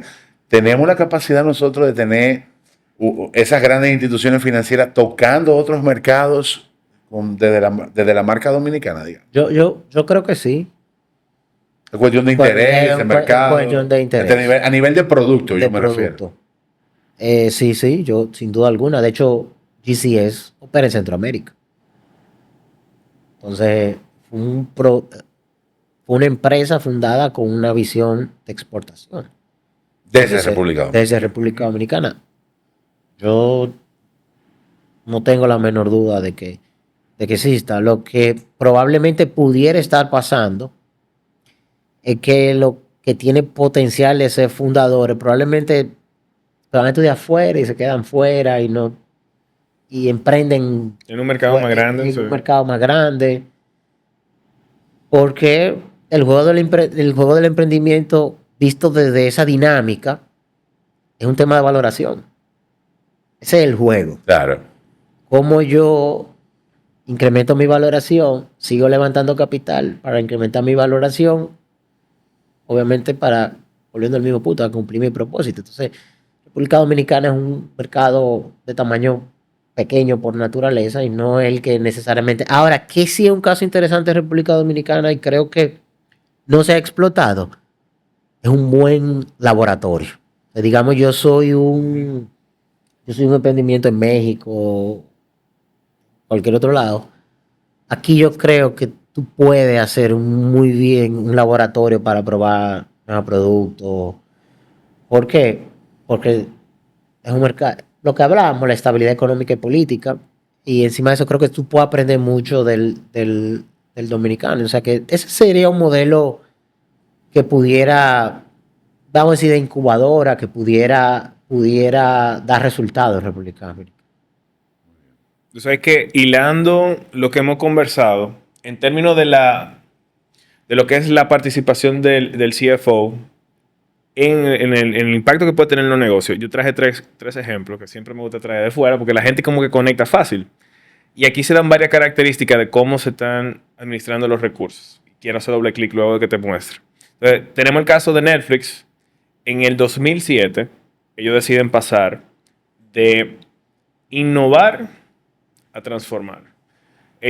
La innovación que ellos trajeron a la mesa fue, en vez de que tú tengas que ir físicamente a la tienda y esperar y etcétera, y devolver los DVD físicamente, tú lo podías hacer por mail. Esa fue su primera innovación. Luego en el 2007, ellos hacen una inversión enorme en la plataforma para digitalizar el contenido y para crear la plataforma donde se distribuye y para invertir en contenido propio. O sea, ahí fue, primero, una inversión importante que obviamente ahí quien acompaña al CEO en esa visión, el CFO, de primero, cuál es el business case para esto, qué tenemos que invertir, cuándo esperamos retorno, esto va a crear el valor que estamos esperando en la empresa. Entonces ahí se ve una administración de los recursos a apostar y crear una forma nueva de hacer las cosas. Tengo el ejemplo de Starbucks, que en el 2008 empieza a tener una crisis de rentabilidad. Y la parte o la gestión de la mano o del brazo financiero fue identificar las tiendas que eran poco rentables o que dejaban pérdida, las eliminan, hacen una inversión en diseño de experiencia, que es algo por lo que la gente conoce mucho de Starbucks. Entonces fíjate cómo aquí fue, ¿a qué le voy a restar recursos y dónde voy a mover esos recursos? Y hablamos de tema de eficiencia. Y luego está el ejemplo de Amazon en el 2008, donde ellos implementan Amazon Web Services, que no tienen nada que ver con su modelo de negocio, que era obviamente Amazon como tienda o e-commerce, y se mueve una nueva vertical de negocio que permitió a empresas de diferente tamaño, no solamente la grande, a tener acceso a fuerza computacional en la nube.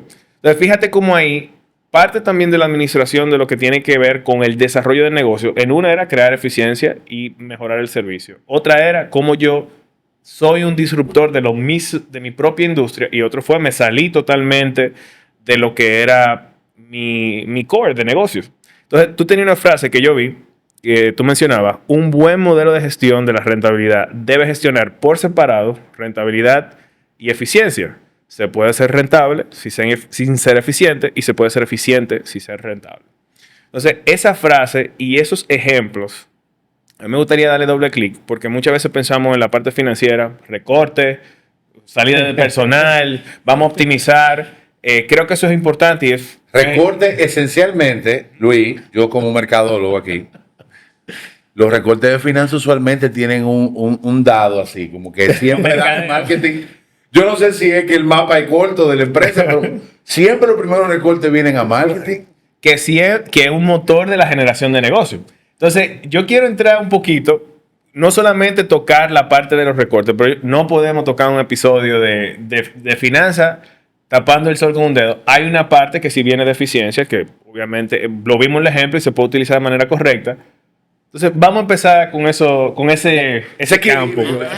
Hay mucho por donde comenzar, por lo que tú dijiste. Primero, tal vez, y guíame si me voy en la conversación. El asesor número uno del CEO es el financiero. Correcto. Estoy totalmente bien. Esa relación tiene que ser de mucha honestidad y confianza. Y de conversaciones valientes. Hard Conversations, Easy Life. Entonces, ese debe de ser probablemente el rol principal de cara al CEO. Lo digo por los casos que tú expresaste. Entonces, ese sí es un rol importante que tiene que tener. Y el CFO tiene que estar claro de su rol, en ese sentido. Y es un rol de darle una perspectiva diferente al CEO. El CFO que no le está dando una perspectiva diferente al CEO, probablemente no está en su rol. Perdón, déjame hacer, te voy a tirar el agua aquí. Mikey, Ya tú sabes. Mikey, efecto. Ok, eso significa que el CFO no necesariamente simplemente se convierte en un yes man, sino que tiene que tener criterios totalmente, digamos, propios y basados en propósito y estatus del negocio en ese momento. Para nada. Y de hecho, el CEO que quiera un CFO de Yes Man, mejor que no lo tenga. De hecho, muchas veces yo estoy en la misma posición que el CEO, pero yo sé que mi rol es darle una posición diferente. Si no, ¿de qué le sirve a él venir donde mí? Yo le voy a decir exactamente. Entonces, para nada. De hecho, por la doble función que tiene el CFO de control y hacedor de negocios. O sea, la parte de control no nos podemos olvidar. Entonces, clave eso desde la perspectiva del rol. Entonces, ahora voy entrando a tu pregunta, pero creo que eso era un elemento importante Claro, para abordar. Eficiencia, y yo siempre lo he dicho a través de mis años, recortar gastos lo hace cualquiera. Tú no necesitas un financiero para recortar gastos. O sea, cualquiera puede agarrar una tabla de Excel y decir, bueno, vamos a llevarme el 20% de marketing, que veo que tiene un dolor probablemente muy fundado porque Sí. es así que opera. Tú no necesitas un financiero para decirte que ese no es el rol. De hecho, en la eficiencia hay que invertir como cualquier otro elemento. O sea, la eficiencia no es recorte. La eficiencia es invertir en eficiencia. Y invertir tiempo, igual dinero, igual. Una cosa es que tú tengas que tener control de gasto por una situación temporal. Pero eso no puede ser tu juego de largo plazo. En ese sentido. Al igual que del otro lado, con la rentabilidad. Hay que invertir. En ese sentido. Tiempo, recursos. Entonces, por eso yo lo veo como elemento separado. Y lo que tú decías, no es un tema de recortar gastos. No necesita un financiero para que te diga dónde recortar gastos. No lo puede dar a cualquier estudiante. Sí, porque ahí realmente está el reto de que sí, ok, si hay que hacer un recorte, digamos, global y marketing es lo que genera negocio, ¿cómo entonces yo puedo tal vez invertir para luego recibir digamos, ese descuento o esa eficiencia de que al final no es que tenemos que bajarle 20, es tal vez con los mismos recursos como yo genero mejores resultados, cómo soy más eficiente con mi campaña?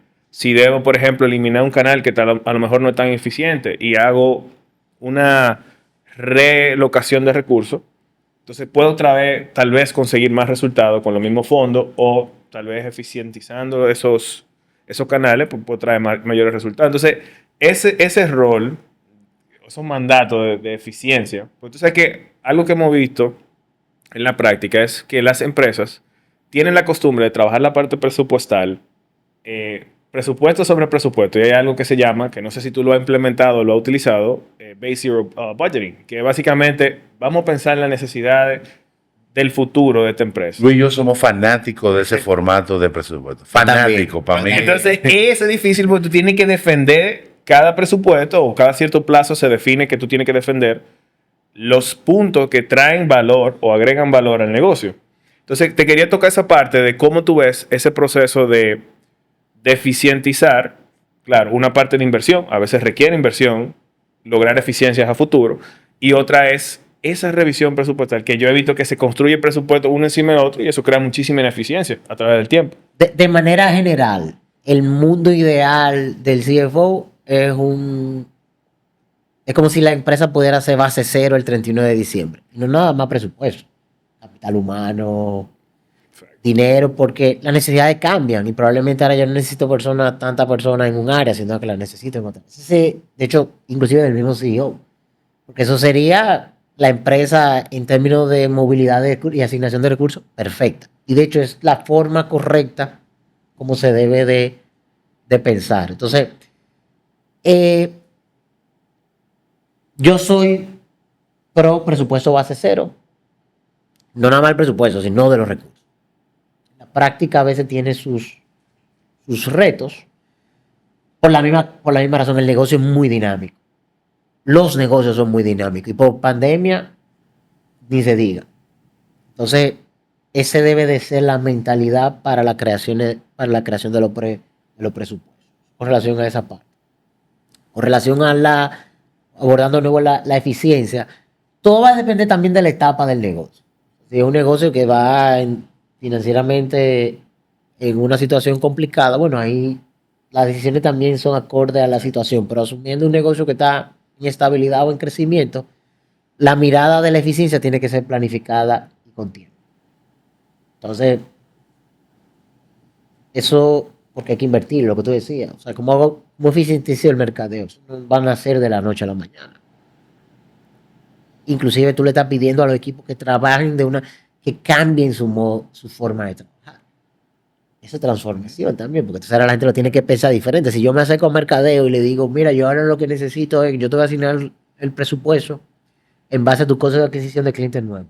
Yo no te voy a dar un presupuesto libre, cada cliente que tú me traigas, yo te voy a alocar un nuevo presupuesto y lo voy a hacer todos los meses. Supone que ese sea. Pero tú también tienes que darle espacio Adoptar. a que ellos lo puedan hacer. Ahora, ¿cuál es tu rol como financiero? Pues decir, mira, esto yo lo voy a comenzar a hacer en los próximos 8 meses. Por aquí es que vengo. Tú tienes que comenzar a dar los signals por dónde va el movimiento y comenzar a generar la presión. Dice, ok, 50% de tu presupuesto te lo voy a asignar en base a captaciones de clientes nuevos. Entonces, es un proceso. Entonces, volviendo a lo mismo, la eficiencia hay que planificar. Debe de ocurrir un proceso de inversión. La eficiencia que es perdurable a través del tiempo, desde mi perspectiva. Correcto. En ese sentido. Ese ejemplo está buenísimo porque ¿qué tú vas a hacer? Un guardián del costo de adquisición de clientes en el caso de marketing. Es como mientras más eficiente tú eres, pues más recursos tú mismo puedes administrar. Y es una responsabilidad compartida. No es que viene de arriba, oye, hay 50% menos, hay 30% menos, resuelve. Sino que vamos a tomar este indicador o este KPI que a medida que tú vas siendo más eficiente aquí, pues te da mayor holgura para tu trabajar y hacer más cosas. Entonces se vuelve una especie de responsabilidad compartida y no se ve como finanza, como limitante. Tú acabas de decir, yo creo que el otro elemento importante de la finanza tiene que ser una responsabilidad compartida. Y, digamos, un elemento importante es que cada área se sienta responsable de su presupuesto, sea un área de producto del P&L del producto. Sí. Entonces, en el mundo ideal, y yo creo mucho en los departamentos financieros relativamente pequeños, tú tienes una eficiente descentralización desde la finanza. Entonces, por ejemplo, un buen proceso de transformación requiere una descentralización de la finanza. Porque un buen proceso de transformación o un proceso de transformación institucional importante tiene que entregarle el poder a lo que realmente ejecuta la transformación. Y eso va a requerir una descentralización. Claro, tú tienes que tener procesos en marcha que te garanticen que el uso es eficiente y la persona es responsable de su P&L. Es un dueño de un producto, es un dueño de un proceso, de un proyecto, perdón. Y ese es el escenario ideal desde el punto de vista financiero. Le permite agilidad en ejecución, le permite empoderamiento a la persona, autogestión. Entonces, yo creo que eso que tú mencionaste para mí es un elemento clave. Y las empresas que no den ese punto deberían de apuntar. Entonces, que hay una mirada de yo tengo que tener control. Le damos seguimiento a todo al final. Como yo le digo, como yo lo veo con mi equipo, nosotros es un seguimiento casi como colmado. No importa que sea la empresa más grande, tú tienes que saber de tu número muy bien y todos los días. En el proceso de seguimiento, pero el de la gestión, si tú tratas de gestionar cada proyecto financieramente, cada inversión, cada gasto, tú le estás quitando demasiada flexibilidad y agilidad a la organización. Y hoy en el mundo de hoy en día eso es una receta para fallar, sobre todo post pandemia. Post pandemia, todavía estamos en ese proceso de ajuste. Nosotros obviamente pensamos, como fue hace 2, 3, 4 años atrás, la pandemia, bueno, la pandemia pasó. Ahora es que estamos comenzando a ver el reajuste de lo que la pandemia fue a nivel de... Mira, y conectando con la pandemia, ¿qué te enseñó la pandemia desde el lado de la planificación del negocio? Porque si yo creo que algo nos dio a todos fue que creíamos que teníamos el control de nuestros negocios hasta que llegó la pandemia y nos dimos cuenta que no. Desde el lado de la ¿Tú planificación... crees en la planificación de largo plazo ahora, después de la pandemia? Si largo plazo digo, vamos a sentarnos 3 fines de semana en un sitio en Jarabacoa para planificar los próximos 5 años del negocio. ¿Tú crees que eso hoy es eficiente? ¿Tiene la característica de flexibilidad necesaria según el mercado? Me gusta tu pregunta. Yo creo que la ambición de largo plazo es importante planificarla. Tienes que tener bastante claro cuál es tu ambición, qué es lo que tú le estás apuntando. No un ejercicio trivial. Eso. Entonces siempre tiene que tener una mirada de largo plazo y no debe de cambiar. Debe de venir acompañado con números, pero sí entendiendo que debe de tener la flexibilidad suficiente de que llegar a ese punto no va a ser una línea recta. Van a haber momentos... O sea, es un proceso donde todos los años tú tienes que reajustar dependiendo del camino. Yo siempre lo veo como Waze. Tú tienes que saber a dónde va en Waze. Y Waze es dinámico. Si se arma un tapón en un sitio, él te dice, bueno, pero ahora vete por este lado. Pero tiene que tener claridad hacia dónde va. Entonces, yo creo que aportan desde esta mirada. ¿Y por qué?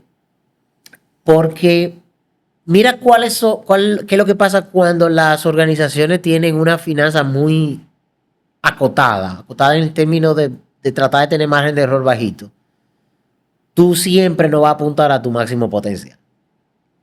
¿Verdad? Entonces, y esto que voy a decir no es mío, lo leí en algún sitio. Yo prefiero apuntar a 150 y llegar a 130 que apuntar a 100 y llegar a 105. Estamos en mejor posición llegando a 130, aunque tenga una desviación porcentual muchísimo más grande. Entonces, ese es el mindset. Ahora, no todas las organizaciones lo entienden. Creo que no todas las empresas lo entienden y no siempre hay alineación entre la junta, los accionistas para tener ese mindset. Pero para mí es clave y es el approach que yo uso en mi vida personal. Aim high, trata de llegar lo más posible, pero tampoco te dé con el palo cuando no apunte donde llegaste donde tú apuntaste. En ese sentido. Entonces, creo que otro elemento importante de cuando yo tengo una visión financiera muy cuadradilla, es reportarle rentabilidad. Es el gol, claro. Estoy diciendo que se va a hacer laxo. Le vamos a apuntar a los 150 con toda la rigidez que eso necesita y hasta el último día. Pero también entender esa ganancia adicional que te da tú apuntar a una meta más alta, aunque sea más complicado de llegar. Tú sabes que eso en práctica lo he visto de muchos ángulos. Por ejemplo, Manuel, él le llama el moonshot cuando está hablando con su equipo. Manuel trabaja mucho la parte comercial, la parte de la fuerza de venta de las empresas. Y Manuel siempre ha tenido eso. O sea, ¿cuál es el moonshot? Y eso tiene un beneficio compartido y se sabe que está siendo ambicioso. ¿Y cuál es lo que nosotros esperamos? Pero el trabajo que se planifica es para el moonshot. Y se mueve la cultura de la empresa, se mueve el equipo a apuntarse allá arriba. Y yo creo que es importante tener ese margen de que es un reto, que se siente como una ambición, pero que de cierta forma es posible. Pues también está el hecho de que trae diminishing returns o te trae resultados negativos. Mientras más alto y más lejos de la realidad se siente esa meta, entonces crea una especie de motivación y es como que no, es que yo no puedo, o sea, aquí yo voy a estar underperforming todo el tiempo. Entonces ese sweet spot de qué es lo que esperamos, ese 100 que tú dijiste para que se le llegue al 105, y cuál es ese 150 que se le puede llegar al 130, evitando el 200, que ahí te van a decir, pero es que eso no se puede, no vamos a duplicar el negocio en un año. Por poner un ejemplo, entonces hay que tener esa sensibilidad también. Sí. Y es algo que yo he aplicado en mi negocio.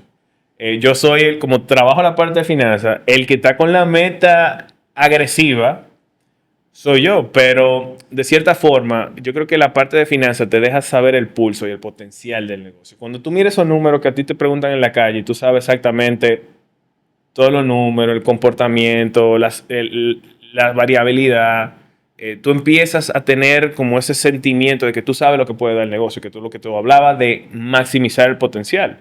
Y si nos quedamos cerca del máximo, pues obviamente es un avance mayor a tener una meta, digamos, muy realista. Déjame aportar un par de cosas ahí. Mira por qué es importante lo que Manuel llama el mucho. Yo lo veo relevante. Y cuidando lo que tú dices, pero es muy importante.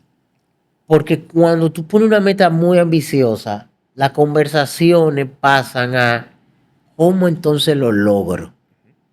Y eso te permite hacerte preguntas diferentes. Y ya yo sé hacer el 100.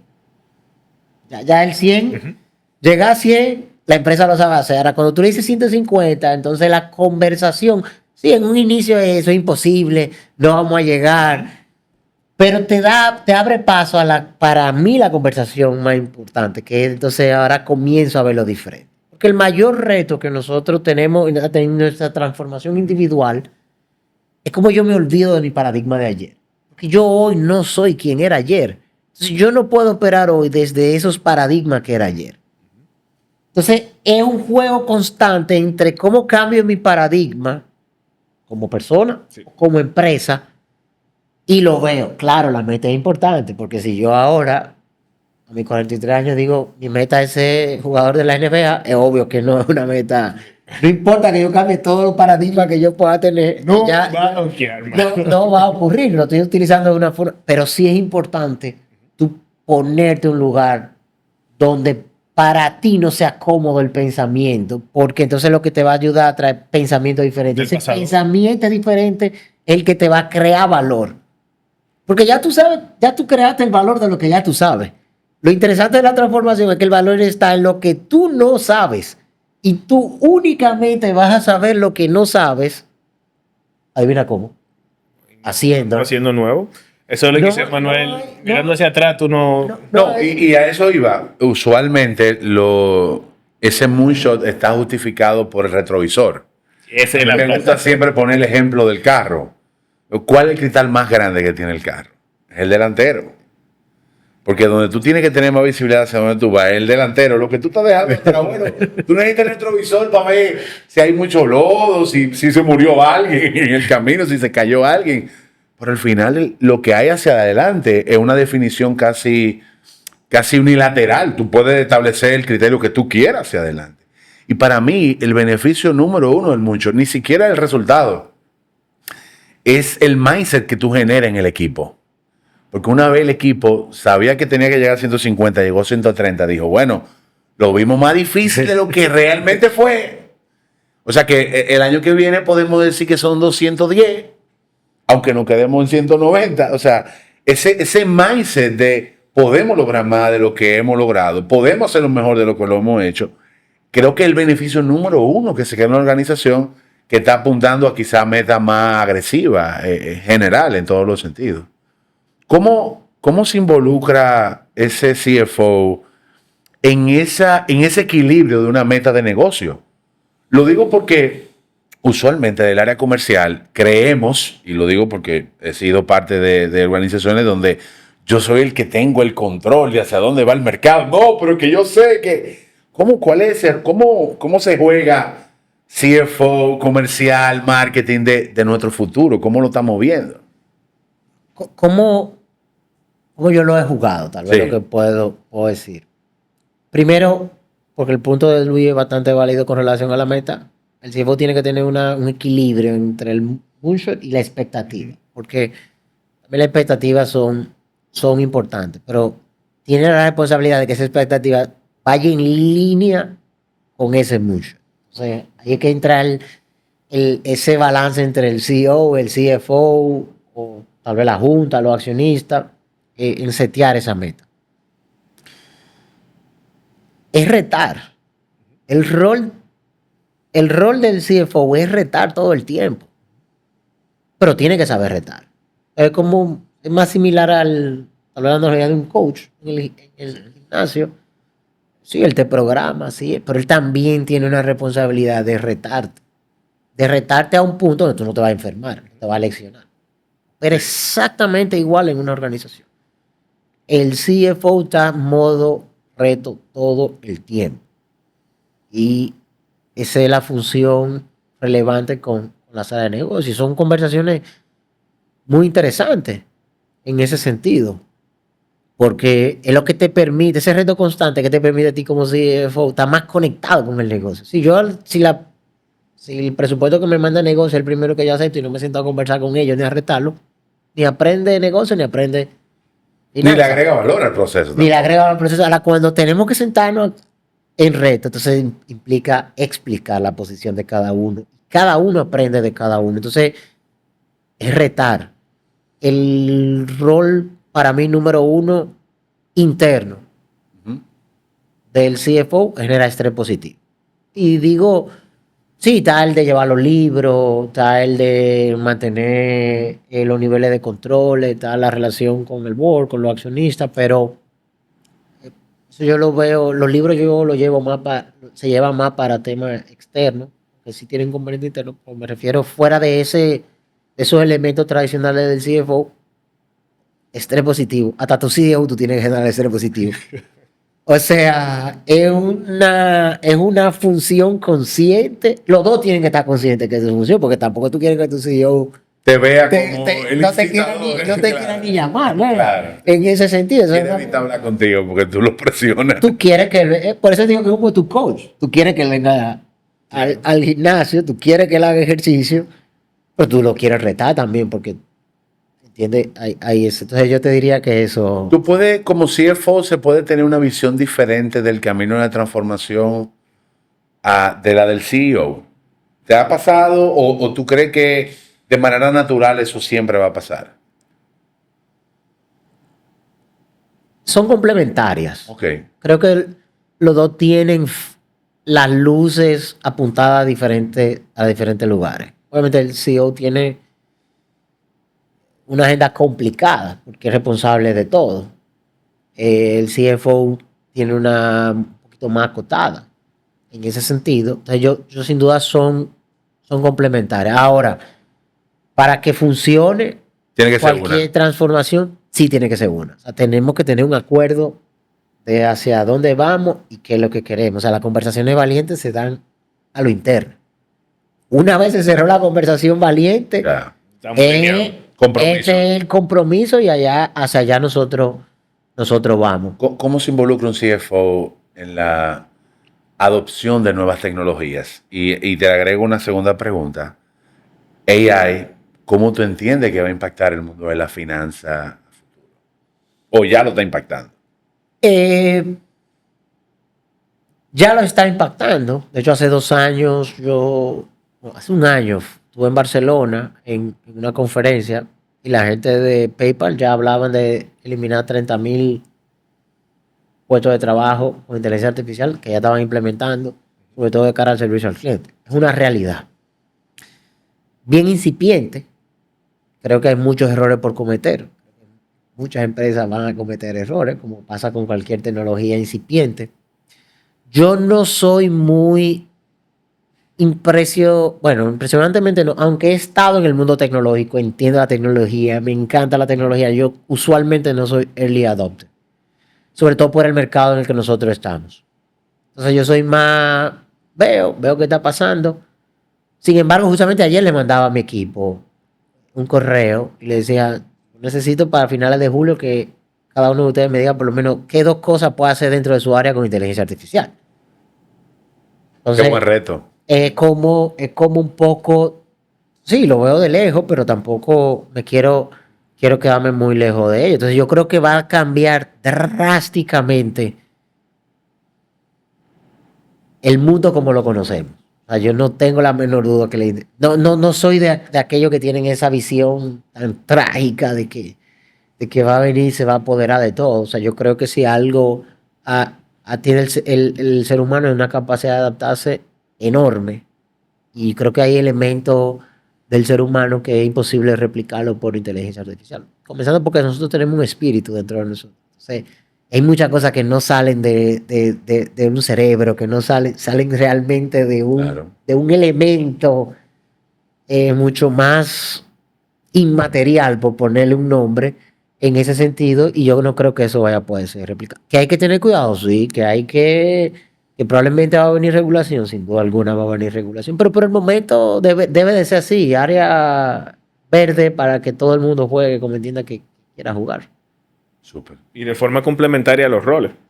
Es decir, porque tú lo estás viendo como es, debería ser una herramienta para potenciarte a alcanzar más. Así como el ordenador te permitía lograr más trabajo, y la gente decía, se inventó la computadora, no van a haber trabajo. Eso pasa cada vez que hay una innovación como que importante, que lo primero que se piensa es que se van a su trabajo. Pero yo creo que eleva la vara de lo que el humano puede lograr. Y por ejemplo, hemos visto AI como es de lenguaje generativo, obviamente las conversaciones, cuando hay tono de voz, inflexión o chat, y hay tal vez preguntas que son básicas, etcétera, te puede filtrar un 20, un 30% de esas llamadas o cosas que tú ibas a atender. Entonces, no es que se van a desaparecer 30 personas y ya no hay que hacer con ellas. A lo mejor, inicialmente, tú necesitas varias personas menos en ese equipo de atención al cliente, pero guess what? Hay más recursos para contratar a otras personas para que puedan agregar valor en otra tarea tal vez de más Relevancia. Yo comparto la visión totalmente en ese sentido y entender algo, tenemos que tener cómo operan los mercados. Entonces, ¿qué pasa? Por ejemplo, volviendo al punto, cualquier startup que quiera ser un unicornio tiene que tener la palabra AI por ahí. Claro. Porque así operan los mercados, así es que se dan la valoración. Entonces eso te genera también que haya más conversaciones, pero hay que esperar que las tecnologías se aplatanen, que tengan, y ver los casos de uso. Y creo que hay casos de uso bastante evidentes en ser más eficientes los programadores, por ejemplo. Sí. Ahí no hay duda de que es un caso de uso donde hay beneficio. Parecería que el servicio al cliente, ahí hay un beneficio, pero que todo lo que dicen que va a hacer, bueno, en el manejo de vehículos de manera automática, hay un beneficio, pero también te impone tema moral y de contingencia. ¿Por qué? Porque si en un accidente donde venía el autopilot fallece alguien, no es lo mismo si va una persona manejando. Contingencia es diferente. Entonces te plantea también nuevos retos. O sea que aunque probablemente la tecnología opera bien, como la sociedad adopta la tecnología, no nada más en su uso, sino en sus miradas éticas, morales, ahí hay un tramo bastante largo. Sí. Ahí está Y quizás es más difícil. Quizás Claro. es más difícil de ese proceso por razones de que eso siempre va a ir o sea, ese tipo de tecnología va a ir más rápido que cualquier adopción moral, ética, incluso regulatoria que tengamos en la sociedad. Y tú le puedes sacar provecho. Yo mismo, cuando tú me contactaste hace una semana que venía al podcast, yo le pregunté a ChatGPT sobre lo que íbamos a hablar. Vamos a hablar de este tema. ¿Qué tú me recomiendas? Y él me dio un listado de cosas que yo leí y repasé y me recordaron. O sea que tú le puedes sacar. Yo incluso, como yo lo veo, siempre se lo digo a Luis, se lo mencionamos a nuestros clientes. AI para mí hoy no te va a resolver nada estructural todavía, por lo mismo que tú dices, hay un proceso de adopción, de uso de casos de negocio, de impacto, pero ya tú no tienes que empezar desde cero. Claro. Ya antes tú empezabas en cero, ahora tú puedes empezar en 40. Y de 40 a 100 tú te encargas de darle forma y de llevarlo. ¿Qué te devuelve esa tecnología? Tiempo. Y si te devuelve tiempo, te devuelve eficiencia. Y te devuelve la capacidad de lograr más con menos tiempo. Así que yo lo veo. Entonces, dentro de la conversación de hoy, fíjate que nosotros hemos tocado muchos temas que tienen que ver con cultura, con estrategia, con metas, con negocios. O sea, que la parte de finanzas toca la razón de ser del negocio como tal. Sobre herramientas que podemos entregar posterior a, o sea, por ejemplo, el business case o el modelo financiero, yo creo que eso es algo básico. Yo estaba loco por entregar una herramienta de ese tipo, que es muy sencilla, pero para quien está en un negocio que no necesariamente se siente cómodo con los números, tal vez ver ese esquema le puede abrir la mente en cómo empezar a ver el negocio como un negocio. Yo soy de los que piensa que un negocio desde micro hasta grande empresa tiene que tener esa visualización de dónde se va el dinero, de su rentabilidad, porque te deja saber si hay veces que el modelo de negocio no hace sentido por tema de márgenes. Tú escribí un documento que hablaba sobre la entrega de valor. Si la entrega de valor es la correcta, pero el costo de poder entregar eso no hace sentido, te puede derrumbar un negocio y tú estás fajado, tiene adopción, pero no me dan los números. Entonces hay que revisar algunos indicadores que se puedan tal vez administrar para que la rentabilidad ocurra nuevamente. Entonces, creo que una herramienta que podemos entregar es la parte del modelo financiero, pero hay una que yo te comenté sobre el artículo que tú generabas, que es un poco de contexto, y vamos a ver si le podemos extraer un poquito más de valor a eso, que es, o cuáles son los 4 roles del CFO en el proceso de transformación. Lo voy a dejar de transformación porque yo creo que aplica a la que es digital y a la que es de innovación, así que podemos dejarlo en un aspecto amplio. Y como yo sé que fue hace mucho tiempo, yo te voy a recordar los 4 ejes que tú tenías. Pero igual, el punto es, si tú estuviese conversando, digamos, con un emprendedor que llega o una persona que tal vez tiene un puesto de financiero y quiere tal vez agarrar para la idea de la que tú tienes, cómo construir esa posición del CFO ante el proceso de transformación o de innovación. Tú tenías 4 roles, que era el de alinear, el de conocer, asegurar y difundir. Entonces ahora, si yo quisiera llevarme esto a lo operacional, yo te digo, oye, yo leí ese artículo, yo necesito ayuda, yo quiero trabajar proceso de innovación, ya yo sé qué es lo que nosotros debemos apuntar y yo quiero dar soporte a la organización en este sentido, yo quiero ayudar a liderar esto. En base a esos 4 ejes, ¿cómo tú le recomendarías a esa persona que se guíe de ese artículo? No sé si tú lo recuerdas, creo que fue hace como 6...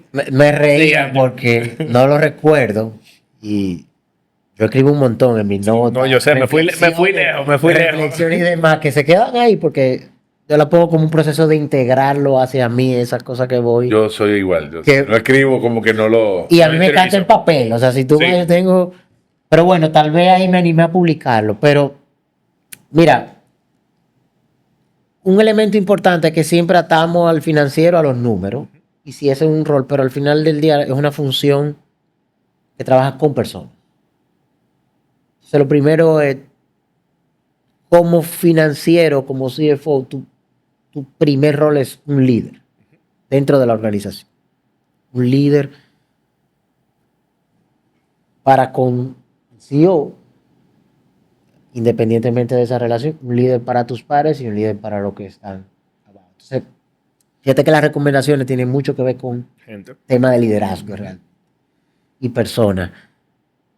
La transformación, y por eso hago la analogía al ser humano, comienza desde dentro. En ese sentido, la transformación no es un proceso de afuera hacia adentro, es de dentro hacia afuera. Y creo que en la organización es lo mismo. Entonces, lo primero que hay que transformar son las personas que están dentro de la organización. Idealmente, de la forma más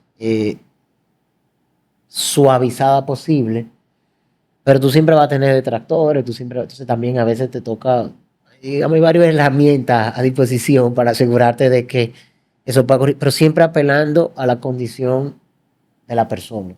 Entonces, lo primero es hablar de la transformación de la persona. Entonces, tiene que ser un líder. Lo primero que tú tienes que emular el rol de un líder. Entonces, y para mí, después de haber leído un montón de libros de liderazgo y demás, y de técnica, yo creo que el rol número 1 de ejercer liderazgo es con el ejemplo. Tú tienes que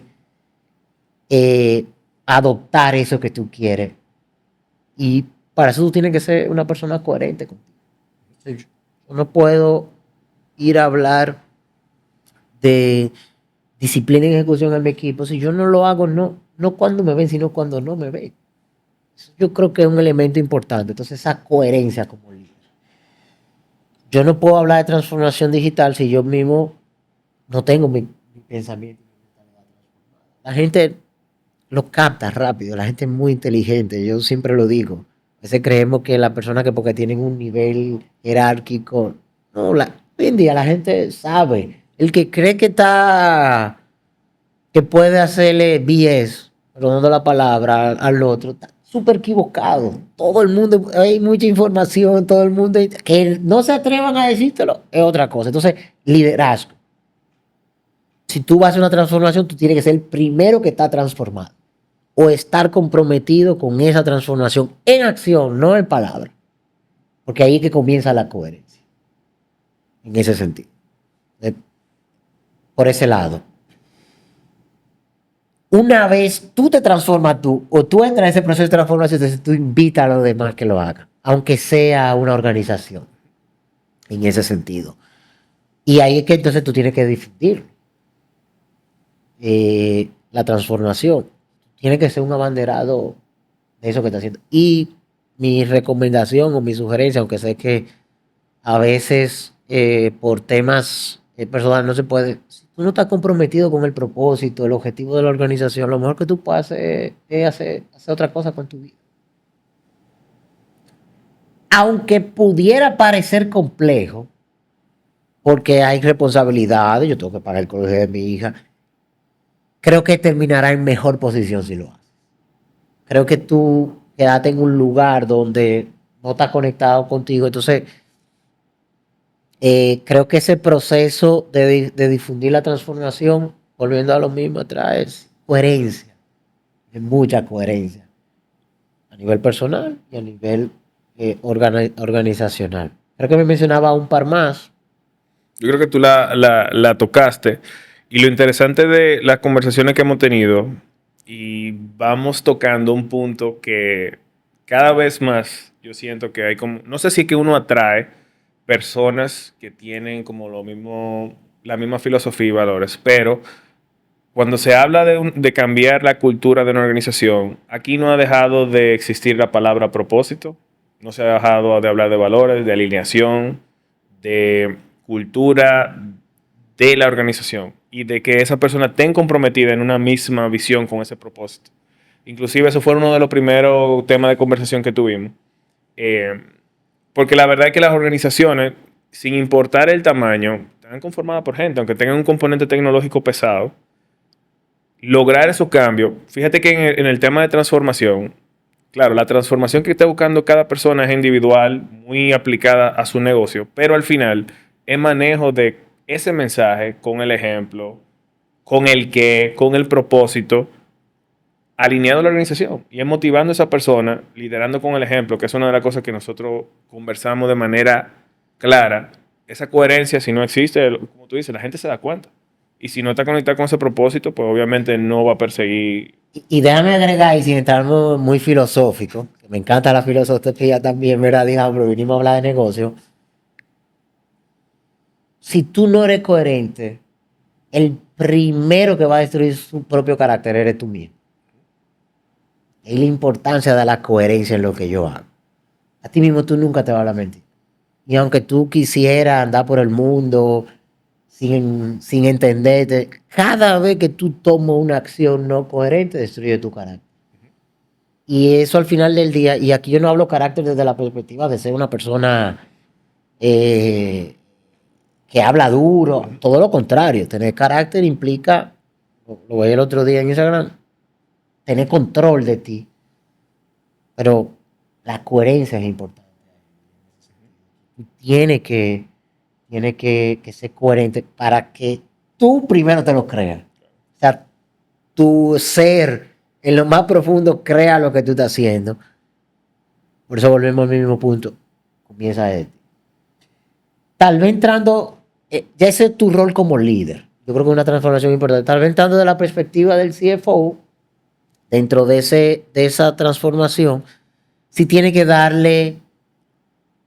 El CFO es el que prende la luz hacia donde va el auto. Me encantó tu analogía del auto, que te la voy a quitar Sí, te la voy a robar. porque me encantó. Entonces, el CFO sería entonces las luces. El CEO es el que va conduciendo, el CFO es las luces. Entonces, en ese proceso de transformación tú tienes que tener claridad. El rol del CFO es dar claridad financiera y el número de dónde va esa transformación. Y esa sí es una responsabilidad. Asegurándose que haya la suficiente flexibilidad financiera para que eso ocurra dándole espacio a la organización para que tenga rango de acción, dándole espacio para equivocarse, porque algo que no hemos hablado de la transformación. Sí. Lo que pasa es que ustedes, como vienen de emprendimiento, es como tan natural, pero a mí que me toca Lidiar con otros perfiles. con todos los perfiles. De hecho, mis favoritos son los emprendedores siempre, porque creo que tienen una mirada del mundo. O sea, a mí me encanta ese optimismo atabtuso que tienen. Siempre que venga Mundo acompañado, posible. siempre que venga acompañado con capacidad de escuchar. Ese es el caveat que le pondría en ese sentido.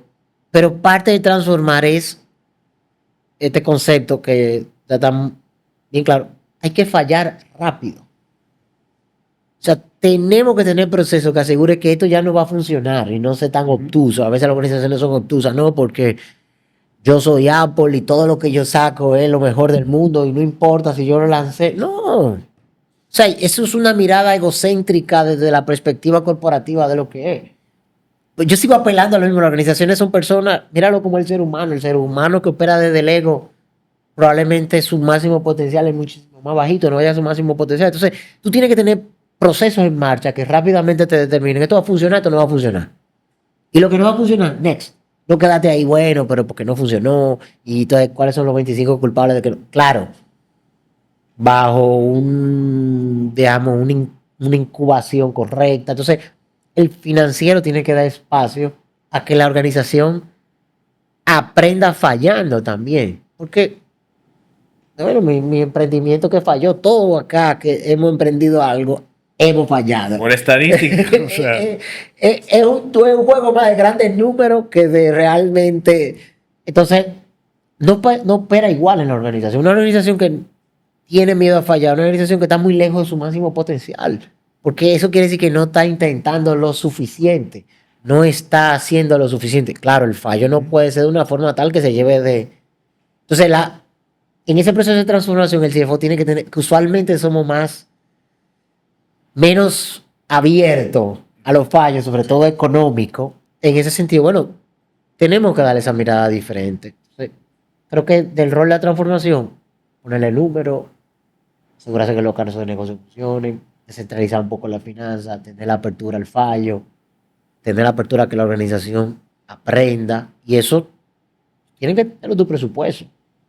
En ese sentido, o un mecanismo que opere. Hay diferentes mecanismos para los cuales opera. Porque al final del día, si tú miras la organización, el proceso de transformación como un número exponenciado de emprendimiento, pues funciona diferente que si tú eres un VC. Claro. Tú lo que quieres es que 10, 15 funcionen, aunque los otros fallen. No operan nada diferente. En ese sentido. Por eso, fíjate que creo que lo decía al principio, no sé cómo estábamos en off. Traer ese espíritu emprendedor a una organización que lo pueda coger es de lo mejor que puede hacer una organización. Porque los emprendedores tienen una mirada tan particular de la vida, tan interesante de la vida. Y están viendo siempre una oportunidad en el problema más grande. Y están siempre pensando, ¿y cómo es que ahora yo voy a hacer algo? Ese es un mindset tan raro. innecesario para avanzar. Totalmente necesario y que vale muchísimo más en un mundo completamente cambiante. Yo estimo que los próximos 10 años van a tener este mismo nivel de volatilidad. El que cree que el mundo va a volver a lo que era prepandemia, no, porque hubo un gran movimiento y eso representa infinitas oportunidades. En ese sentido, y no se me olvida mi padre, gran emprendedor, tiene que tener más de 50 empresas que ha emprendido. Y es una persona extremadamente sabia. La verdad que tengo la gran fortuna, me dio la vida de tener unos padres excepcionales, ambos bastante sabios. Cuando viene pandemia, él ya tiene 72 años, empresario, la verdad que bastante exitoso desde su trayectoria. Yo voy y me siento donde él, mira que viene la pandemia, que viene esto, que el mundo se viene boca abajo, que tu cuenta por cobrar, que la cobre toda. Y yo duré 40 minutos, porque tal vez con mi papá yo juego el mismo rol. Tenemos una amistad bastante interesante, porque hablamos de los negocios, una pasión, ambos somos emprendedores. Y tenemos como visiones un poco diferentes. Y yo duro 40 minutos explicándole por qué él tenía que tomar las 15 medidas más importantes. Y yo le traje la receta de qué era todo lo La que presentación. hacía. Bueno, fuimos a cenar y todo. Y después, y sí, conversamos un poco. Y al final él me dice, esto va a ser un gran momento. Van a surgir muchas oportunidades. Y esa sabiduría, ahí es que tú te das cuenta. Cuando, obviamente, sabiduría por la edad. Experiencia. Tal vez estoy tratando de recordar el momento como lo recuerdo. Y si él, a mí no se me olvida, porque claro, yo venía con este ímpetu, todo este ímpetu, todo este conocimiento que yo tengo, toda esta arrogancia de manejo de información, irrelevante para él. Irrelevante. Porque él ya estaba, aunque no me lo dijera, modo viendo oportunidades. Claro. Tal cual. Le fue la pandemia excepcionalmente bien. Y me dijo, y ahí que viene esa parte de la sabiduría, me dijo, es que yo no le voy, cuando le dije, tu cuenta por cobrar, es que yo no le voy a hacer eso a mi cliente ahora. Yo no voy a agarrar a mi cliente ahora y le voy a cortar el crédito. Porque entonces ellos me han acompañado por los últimos 20 y pico de años. Entonces ahora que yo estoy en una situación, no, yo creo que va a ser un poco diferente. Entiendo. O sea, ese mindset que tienen los emprendedores, como mi padre, para mí, mind blowing en ese sentido, porque se aprende tanto. Claro. Y tú te das cuenta que al final la vida es un tema desde la perspectiva que nosotros la vemos. Y alguien que está viendo un problema, que ese era yo contándole desde la pandemia. No, pensando en el riesgo, cómo mitigar los riesgos. Y él viendo, pero espérate, ¿cómo que yo aquí voy ahora a hacer dinero en esto que viene? Claro. Y esa fue una gran lección que él me dio. Ofensiva en unos momentos que se siente de defensiva. De 100%. defensiva. Y fíjate que yo pensaba que tenía un mindset ofensivo. Yo no creo en la defensa. O sea, yo creo que en el momento que ya tú te estás defendiendo es porque perdiste. Eso Me gusta esa. tú lo aprendes bastante bien en el arte marcial, en el jiu-jitsu. No puedes estar all-in todo el tiempo, tienes que gestionar tu energía, así te toca defender. Claro. Ahora, cuando tú vas arriba, es con todo.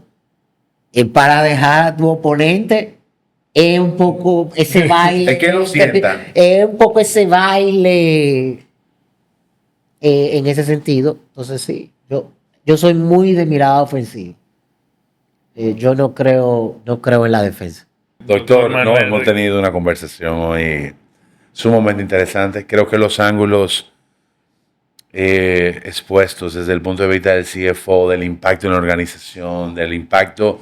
Para mí el control de la parte del CFO va así, es como consecuencia, es como, bueno, eso es consecuencia de lo que está pasando adelante, ese paso adelante a liderar, ese paso adelante a motivar transformación. Yo creo que ha quedado muy claro que el rol del CFO puede ser trascendental en una evolución. Esta conversación yo creo que entrega mucho conocimiento. Te agradezco tu tiempo, te agradecemos tu conocimiento expuestos hoy, así que muchas gracias, Eliel. Gracias, Luis, gracias, Manuel, por la invitación. Placer. Para mí ha sido una conversación, como me encanta, entre amigos y hablando de diferentes temas y filosofando un poquito y también cómo se puede aplicar. O sea que gracias a ustedes por la invitación. Me siento bastante honrado de que me lo hayan hecho. Sin desperdicio. Sin desperdicio. Muchísimas gracias. Gracias.